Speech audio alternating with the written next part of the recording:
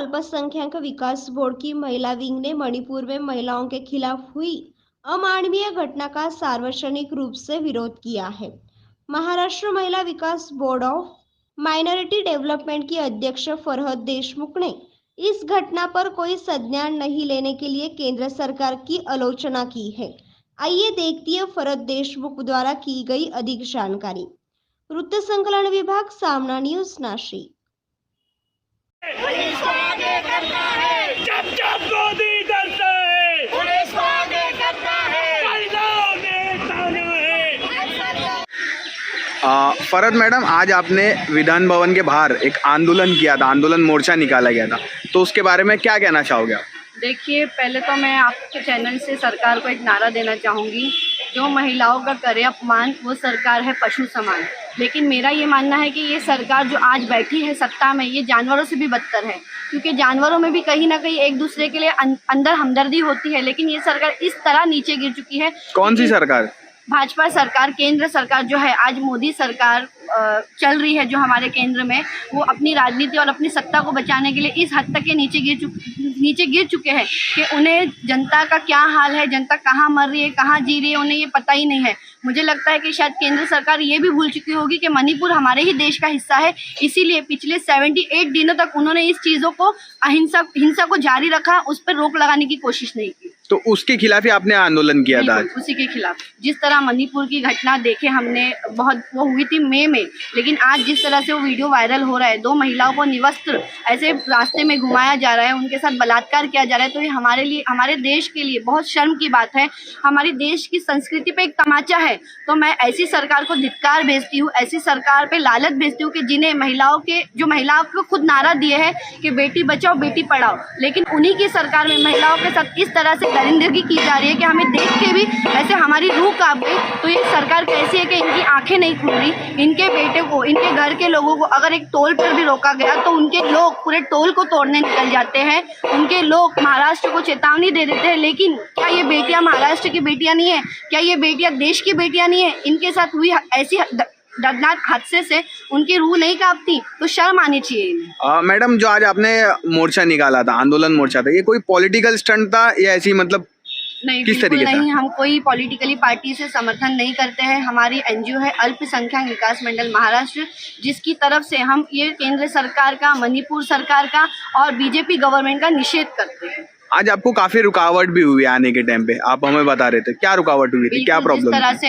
हमने यहाँ पे विधान भवन में आंदोलन लेने का सोचे, क्योंकि जिस तरह से अगर हम वोट देते हैं तो हम वो वोट इस अधिकार से ये सोच के देते हैं कि हम जो जनप्रतिनिधि चुन रहे हैं वो हमारी समस्या को समझेंगे, हमारी परेशानियों को दूर करने की कोशिश करेंगे। लेकिन यहाँ तो राजनीति में एक अलग ही बवाल चालू है। हम रात में सोते हैं तो कोई और नेता, कोई और सीएम है, सुबह उठते हैं तो किसी और की सरकार है। तो मेरा ऐसा सोचना है कि सरकार को वोट देते समय हमारे हाथ में साई नहीं, चूना लगाना चाहिए कि वो सरकार जनता को इस तरह चूना लगा रहे, बेवकूफ बना रहे, खुद की सरकार चलाने के लिए, खुद की सत्ता बचाए रखने के लिए। कभी किसी के एमएलए को खुद की पार्टी में ले लेते हैं, कभी खुद सरकार में आ जाते हैं। तो आज जो रुकावट हुई उसके बारे में क्या कहना चाहोगे? आज जब हमने ये प्रोटेस्ट की शुरुआत की है तो पहले हमें यहाँ से police station, Colaba police station में बुलाया गया, वहाँ पे हमसे बातचीत की गई, वहाँ पे हमें काफ़ी देर तक बिठाया गया कि मुझे तो ये लग रहा था कि वो शायद उनकी सोच हो कि हमारे टाइम ऐसे ही टल जाए, लेकिन किसी न किसी तरह हमने वहाँ से निकल कर हमारे प्रोटेस्ट को बरकरार रखने की कोशिश की। यहाँ आने के बाद हमने देखा कि यहाँ पे इतनी सिक्योरिटी थी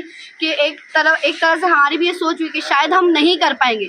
लेकिन जब बात हमारे देश की महिलाओं की आएंगी, बात हमारे देश की बेटियों की आएंगी, और जब मुझे ये लगेगा कि मुझे मेरी देश की बेटियों के लिए खड़े रहना है, मुझे मेरी माँ बहनों के लिए खड़े रहना है, तो चाहे आंधी आए, तूफान आए, मैं ज़रूर घर से बाहर निकलूंगी और उनके साथ खड़े रहूंगी। आपने हार नहीं माने? नहीं। अभी आप बता रहे थे कि मरीन ड्राइव पुलिस वालों ने आपको वहाँ से लेकर आए, यहाँ पर कुछ लोगों पे एफआईआर हुई, तो कितने लोगों पे एफआईआर हुई? जी, हमारे साथ जो लोग थे लगभग 7 लोगों पे यहाँ पे एफआईआर हुई। उनका तो कहना था कि सभी लोगों पे एफआईआर की जाए, लेकिन हमने यहाँ पे थोड़ी रोक लगाई उन पे कि हमने जो ये प्रोटेस्ट किया है, कहीं ना कहीं इन्होंने भी हमें पूरा सहयोग दिया है। उनकी भी ये सोच है कि हमने जो ये लिए है ये जनता के हित में लिए हैं।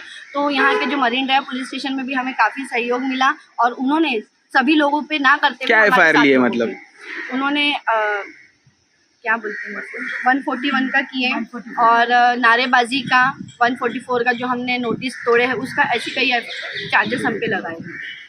मैडम आप भी अल्पसंख्या जो इनका एनजीओ है उसमें भी आपके कुछ रोल है, तो क्या पोस्ट है आपकी उसमें, और आप पेशे से एडवोकेट भी है। एक्चुअली रिसेंटली हमने एक प्रोग्राम, पहले आपका नाम बताइए, क्या नाम है? एडवोकेट फरीद चौधरी। रिसेंटली हमने एक प्रोग्राम किया था जिसमें अल्पसंख्यक और Chaudhary legal solution, which is my office, we have merged together.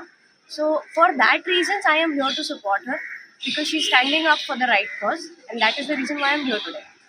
And today we are on this cause of Manipur is because of the way the government is behaving, be it the central government or be it the government of Manipur.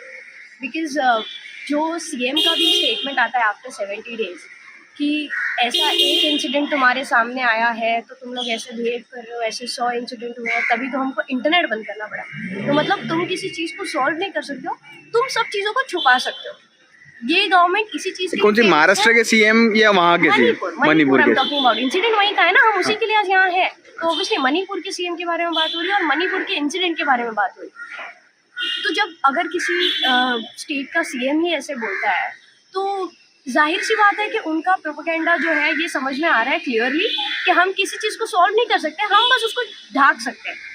Because when the citizens are questioning them, उनका reply ये होता है कि तुम लोग इस एक चीज़ के लिए इतना क्यों बोल रहे हो, ऐसे तो 100 इंसिडेंट हुए तभी तो हमने इंटरनेट बंद कर दिया। मतलब तुम यही करोगे, हर चीज़ को बस छुपाने लगो, बंद करने लगो। सिमिलरली जब कोई फॉरेनर आता है या कोई हम किसी को गेस्ट एज इनवाइट करते हैं तो तुम कुछ चीज़ों को सुधारते नहीं हो, बस उसको पर्दे लगा के छुपाने लगते हो जस्ट बिकॉज तुमको। मैडम आप पेशे से एडवोकेट हो तो आपने कोई लीगल नोटिस वगैरह भी भेजा है क्या वहाँ पर?